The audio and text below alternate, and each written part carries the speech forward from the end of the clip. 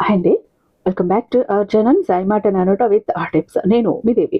ఈరోజు వీడియోలో ముందుగా వారాహి అమ్మవారిని మనసులో ఒక్కసారి ధ్యానించుకుని వీడియోలకైతే వెళ్ళిపోదాం. ఈరోజు వీడియో ఏంటి అంటే గనక, ప్రతిరోజు మీరు లేచి మీ గడపకు పసుపు రాస్తున్నారా?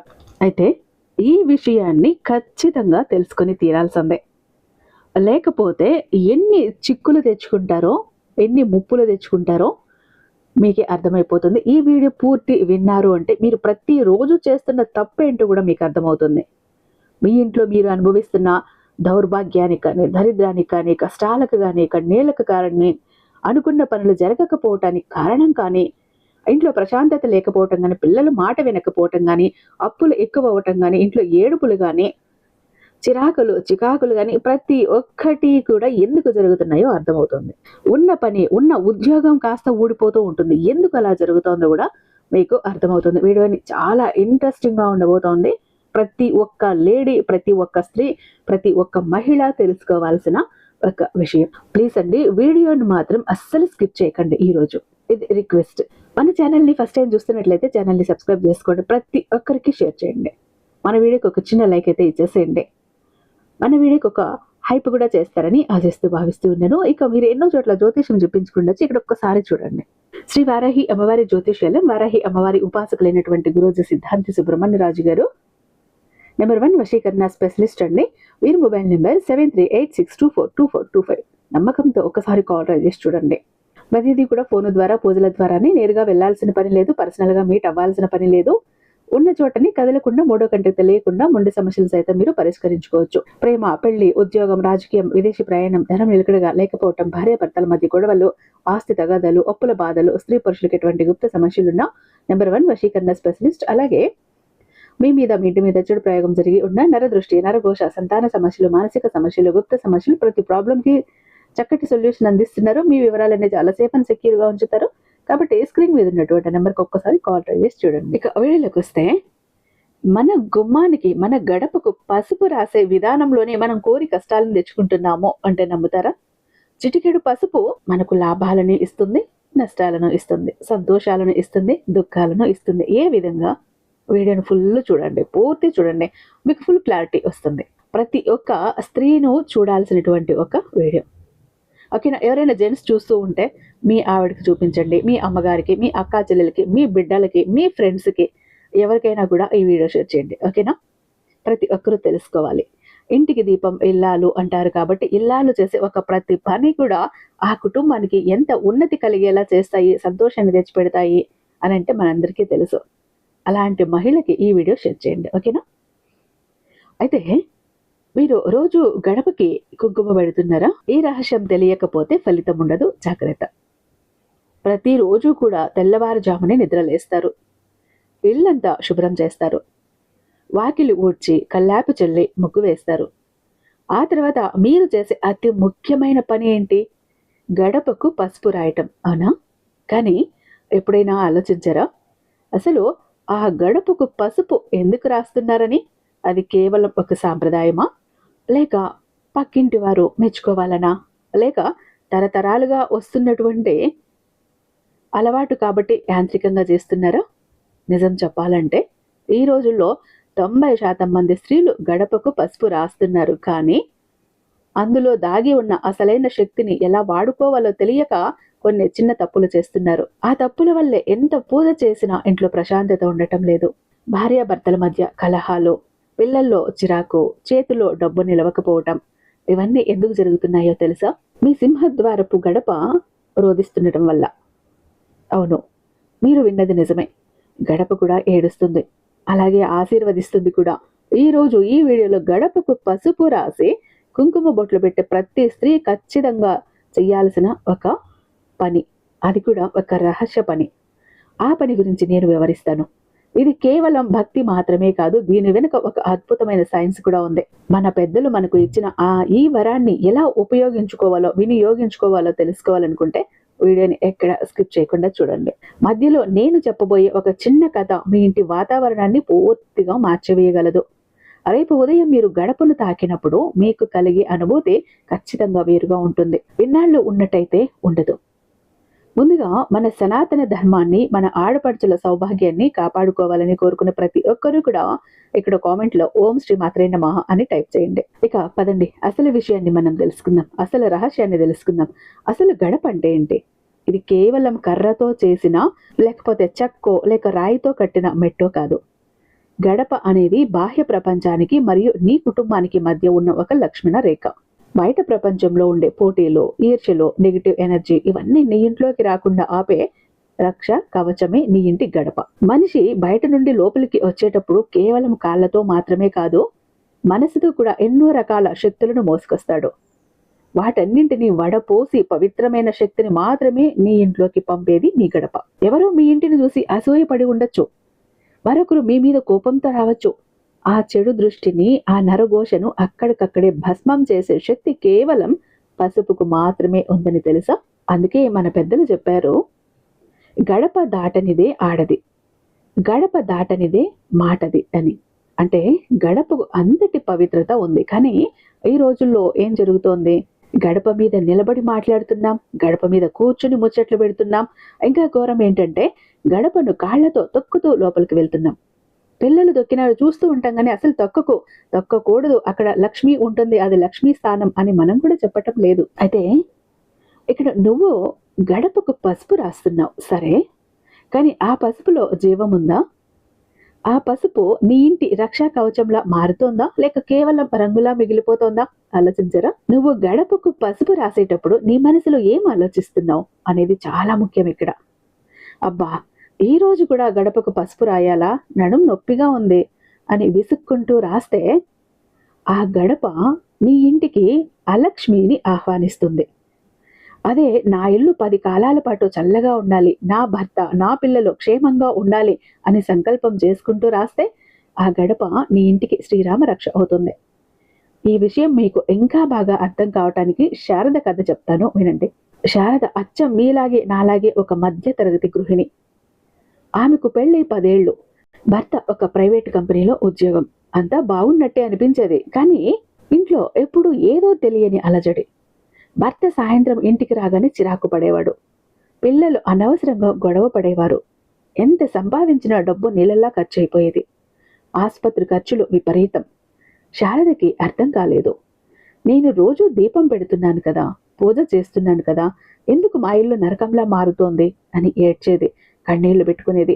ఒకరోజు వాళ్ళ ఇంటికి ఆమె అమ్మమ్మ కాంతమ్మ వచ్చింది. కాంతమ్మ పాతకాలపు మనిషి, కానీ ఆమె కళ్ళల్లో ఒక అద్భుతమైన తేజస్సు ఉండేది.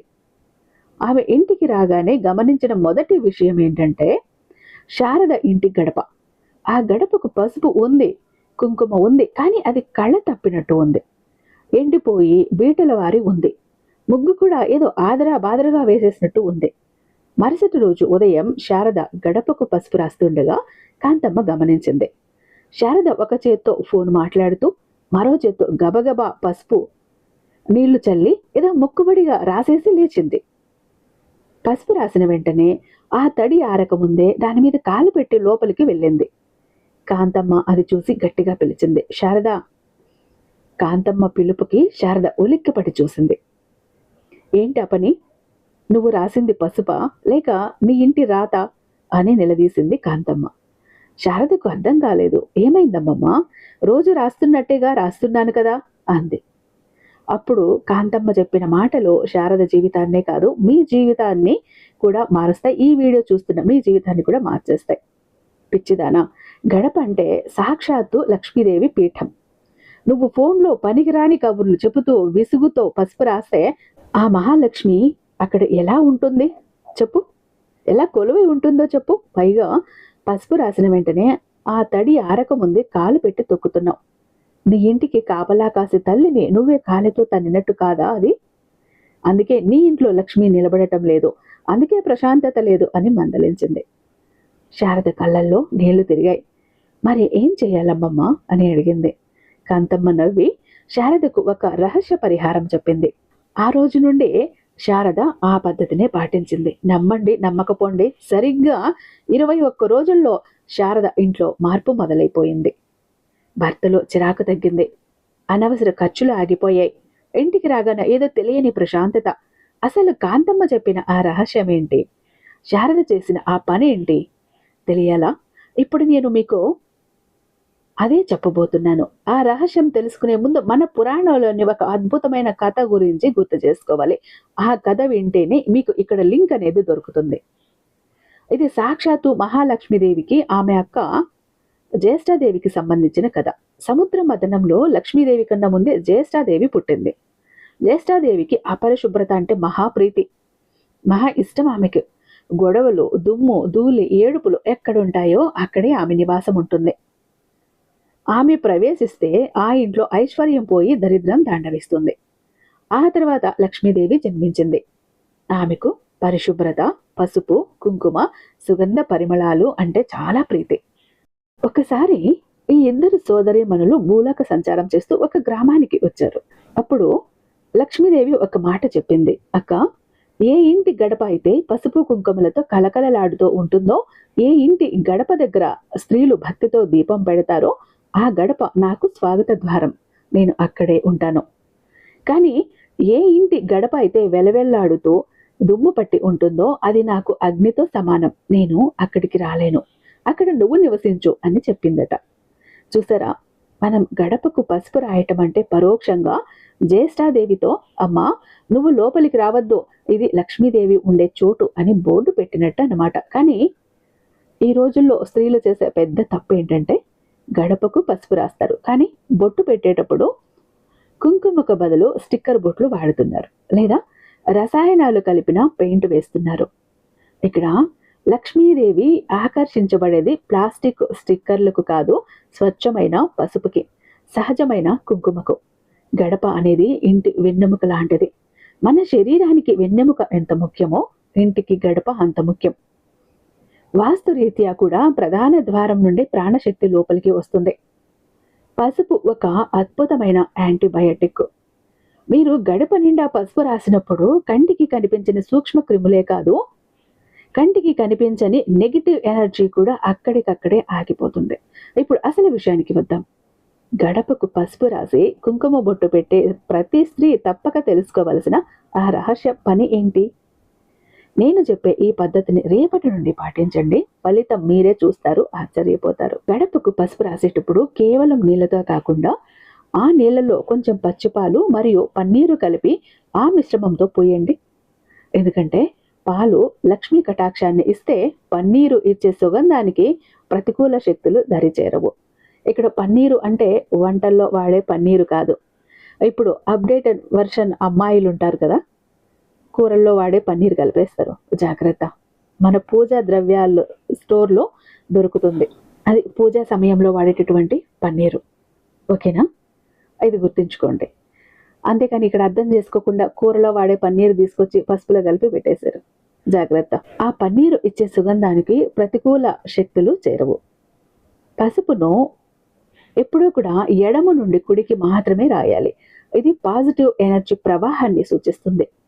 ఇలా రాస్తున్నంతసేపు మనసులో అనవసరపు ఆలోచనలు రానివ్వకుండా ఓం శ్రీ మహాలక్ష్మి నమః లేదా మీ కులదైవ నామాన్ని స్మరిస్తూ సాక్షాత్తు దైవాన్ని తాకుతున్న భావనతో ఉండాలి. పసుపు రాశాక బియ్యం పిండితో చిన్న ముగ్గు వేసి మీ ఉంగరపు వేలుతో కుంకుమ బొట్టు పెడుతూ మీ కుటుంబ క్షేమం కోసం గట్టిగా సంకల్పించుకోండి. అన్నింటికంటే ముఖ్యమైన విషయం ఏంటంటే, ముఖ్యమైన నియమం ఏంటంటే, పసుపు రాసిన తర్వాత దానిపై వెంటనే కాలు పెట్టకూడదు. గడపను తొక్కటం అంటే సాక్షాత్తు లక్ష్మీదేవిని తొక్కటమే. కాబట్టి ఎప్పుడు గడపను దాటేలా తప్ప తొక్కకూడదని గుర్తుంచుకోండి. ప్రతి శుక్రవారం గడపకు 2 వైపులా 2 పూలు పెట్టండి. సాధ్యమైతే సాయంత్రం వేళ గడప దగ్గర లోపలి వైపు 2 మట్టి ప్రమిదల్లో దీపాలు వెలిగించండి. దీన్నే గడప లక్ష్మీ పూజ అంటారు. ఇది చేసిన ఏ ఇంట్లోనూ ఆర్థిక సమస్యలు ఎక్కువ కాలం ఉండవు. వీటితో పాటు మనం తెలియకుండా చేసే మరికొన్ని చిన్న తప్పులు ఉన్నాయి, వాటిని వెంటనే ఆపేయండి. పాత పసుపుని వాడటం లేదా రసాయనాలు కలిపిన పసుపును వాడటం వల్ల ఫలితం ఉండదు. గడపకు పసుపు రాసేటప్పుడు మనం తెలియకుండా చేసే కొన్ని తప్పులను తప్పనిసరిగా ఆపేయాలి. ముఖ్యంగా పూజ గదిలో మిగిలిపోయిన పాత పసుపును లేదా ఎక్స్పైరీ అయిపోయిన పసుపుని గడపకు రాయకూడదు. గడపకు వాడే పసుపు ఎప్పుడు స్వచ్ఛంగా కొత్తగా ఉండాలి. అలాగే ఇల్లు ఊడ్చేటప్పుడు దుమ్ముతో కూడిన చీపురును గడపకు గట్టిగా తగిలించకండి. అది ఏ మాత్రం శుభప్రదం కాదు. అన్నింటికంటే ముఖ్యంగా కళ్ళల్లో నీళ్లు పెట్టుకొని బాధతో ఎప్పుడూ గడప పూజ చేయకండి. గడప పూత పుయ్యకండి. స్త్రీ కన్నీరు గడప మీద పడితే ఆ వంశానికి మంచిది కాదు. కాబట్టి ఎంతటి కష్టాలు ఉన్నా సరే ఆ ఒక్క నిమిషం మనసుని దిటవ చేసుకోండి, కన్నీళ్ళని దిగమింగుకోండి. చిరునవ్వుతో ఆ మహాలక్ష్మిని మీ ఇంట్లోకి ఆహ్వానించండి. గుర్తుంచుకోండి, ఇల్లు ఇటుకలతో కట్టవచ్చు, కానీ ఆ ఇల్లు ఒక దేవాలయంలా నిలబడాలి అంటే అది స్త్రీ మనసుతో, ఆమె ఆచరించే ధర్మంతోనే సాధ్యం. మీ ఇంటి గడప మీ కుటుంబ గౌరవానికి ప్రతీక. అది ఎంత కళగా ఉంటే మీ జీవితం అంత కలకల్లాడుతుంది. ఏ ఇంట్లో అయితే గడప పసుపు కుంకుమలతో మెరుస్తూ ఉంటుందో ఆ ఇంట్లోకి అడుగు పెట్టగానే మనసుకు ఏదో తెలియని హాయి కలుగుతుంది. మనం ఎక్కడికైనా వెళ్ళినప్పుడు అనుకుంటాం, వాళ్ళ గడప చూడగానే ఒక మంచి ఫీల్ వచ్చింది అని మనకు అనిపిస్తూ ఉంటుంది కదా. అది అదే మీ మొదటి విజయం కూడా. రేపటి నుండి గడపకు పసుపు రాసేటప్పుడు అది ఒక పనిలాగా కాకుండా ఒక యోగంలాగా, ఒక వరంలాగా భావించి చెయ్యండి. మీ ఇంటి గడపే మీకు రక్షా కవచం అవుతుంది. ఈ వీడియో మీకు కేవలం సమాచారం ఇవ్వటానికి మాత్రమే కాదు, మీలోని చైతన్యాన్ని నింపటానికి ఇక్కడ చేయబడింది. మీ చేతుల్లోనే మీ ఇంటి అదృష్టం ఉంది. ఈ విషయాలు మీకు నచ్చితే ఈ వీడియోని మీ ఆడబడుచులకి, స్నేహితురాళ్లకు మరియు మీకు తెలిసిన ప్రతి స్త్రీకి షేర్ చేయండి. ఒక మంచి విషయాన్ని 10 మందితో పంచుకుంటే అది దైవ కార్యమే. మీ ఇంటి గడప పూజ ఎలా చేస్తారో మీ అనుభవాలేంటో ఇక్కడ కింద కామెంట్ బాక్స్లో నాతో పంచుకోండి.